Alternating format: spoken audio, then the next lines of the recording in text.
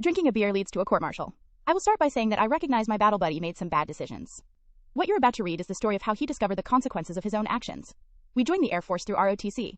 Battle buddy gets arrested for DUI. He's prior enlisted and well aware he needs to self-report this, but he interprets 72 hours as more than a year later, and not until they put me in for a TS and I know they're going to find out anyway. By the time he came clean, he had pled guilty to reckless driving and public intoxication, aka wet and reckless, / the standard compromise for first-time DUI offenders in California. He got a very stern talking to, but this was 2 years after 9/11, and he was a strong cadet with an otherwise solid record.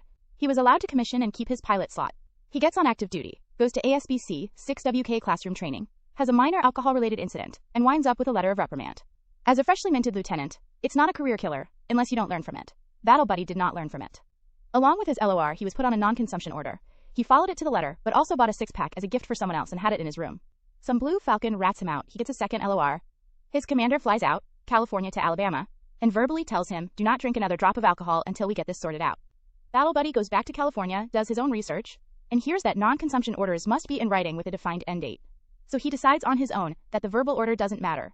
A few weeks later, he's at an official function where the wing commander, a colonel on the cusp of becoming a general, sees him drinking a beer. That earns him a third LOR, and an ugly confrontation with his commander, the one who had flown to Alabama to go to bat for him. The commander reviewed his file before the sit-down, saw the arrest, and asked for the story. Battle buddy explained, I started driving home, I realized I shouldn't be driving, so I walked to a gas station to find a payphone, and when I walked back to my car the cops were there and I was arrested. The commander, trusting his gut more than his miscreant lieutenant, decides to check the police report. From the report he learns that Battle buddy had tried to drive over an embankment and gotten his front tire stuck on the train tracks.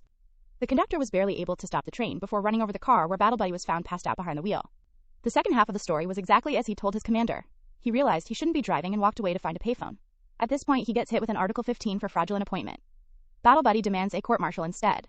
He gets convicted. His sentence? A fourth letter of reprimand, a $25,000 fine, the value of the scholarship he received, but no dismissal, meaning he could stay on active duty.